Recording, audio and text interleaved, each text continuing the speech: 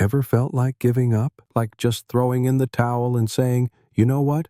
I'm done. Well, guess what? You're not alone. In fact, I'm pretty sure even your toaster has had moments where it just wanted to stop toasting. But here's the thing. Sometimes quitting isn't the end of the world. Sometimes it's the beginning of something even better. So, grab a snack, sit back, and let's talk about why sometimes you want to quit, just quit. Okay, so let's get one thing straight. Quitting has a bad reputation. It's like the broccoli of life choices. Nobody really wants to do it, but sometimes it's exactly what you need. Think about it. Have you ever been in a situation where you're just miserable, but you keep going because, well, that's what you're supposed to do? Like maybe you're in a job that makes you want to cry into your coffee every morning, or you're in a relationship that feels more like a never-ending episode of a soap opera, and everyone around you is like, don't quit, stick it out. But deep down, you're thinking, why? Why am I doing this to myself? Let me give you an example. Remember that time you signed up for a gym membership because you were all pumped up on New Year's resolutions? You were like, this is it.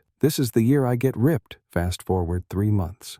And the only thing you've been lifting is the remote control. But you keep paying for that membership because, well, you don't want to be a quitter. But here's the thing. If you're not using it and it's just draining your bank account, maybe it's time to quit. And guess what? That's okay. Quitting that gym membership doesn't make you a failure. It makes you smart with your money. And who knows, maybe you'll find a different way to stay active that you actually enjoy, like dancing in your living room or chasing your dog around the yard. Now, let's talk about jobs. Oh, jobs. They're like relationships. Sometimes they're great, and sometimes they're just not. Imagine you're in a job that's sucking the life out of you. Your boss is a nightmare. Your coworkers are like characters from a bad reality show, and the only thing you look forward to is the weekend. But you stay because, well, it's a job, right? You need the money. But here's the thing. If your job is making you miserable, it's okay to quit. Yes, you heard me right. It's okay to quit. Now, I'm not saying you should just walk out without a plan,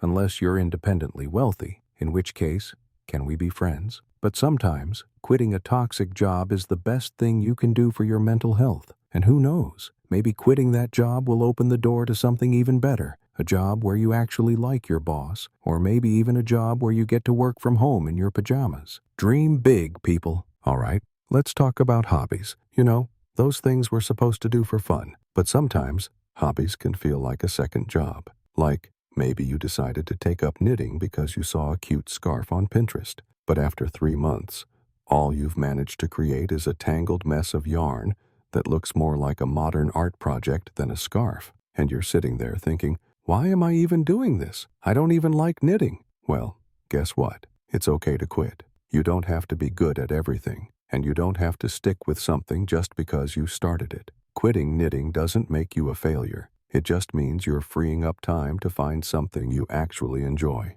Maybe you're more of a painter, or a baker, or a professional Netflix watcher. Whatever it is, go for it. Here's the thing. Quitting isn't always about giving up. Sometimes, it's about making room for something better. It's about recognizing that your time and energy are valuable, and you shouldn't waste them on things that don't bring you joy or fulfillment. Think of it like cleaning out your closet. You get rid of the stuff that doesn't fit, or that you don't wear anymore, so you have space for new things that you actually love. Quitting can be like that. It's about making space for new opportunities, new experiences, and new joys. Now, before you go quitting everything in sight, let's not get carried away. I'm not saying you should quit your job, your relationships, and your responsibilities all at once. That's not quitting. That's a midlife crisis. And trust me, nobody looks good in a convertible sports car unless you're actually a race car driver. So, let's keep it real. Quitting should be a thoughtful decision,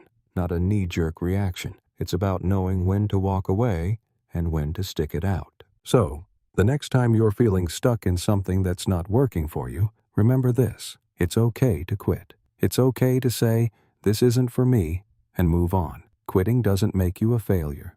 It makes you human. And who knows, maybe quitting that thing you're struggling with will lead you to something even better. Something that makes you happy. Something that lights you up. Something that makes you excited to get out of bed in the morning. So, if you want to quit, just quit. And don't let anyone make you feel bad about it. After all, life's too short to spend it doing things that don't make you happy. Now, go out there and quit like a boss.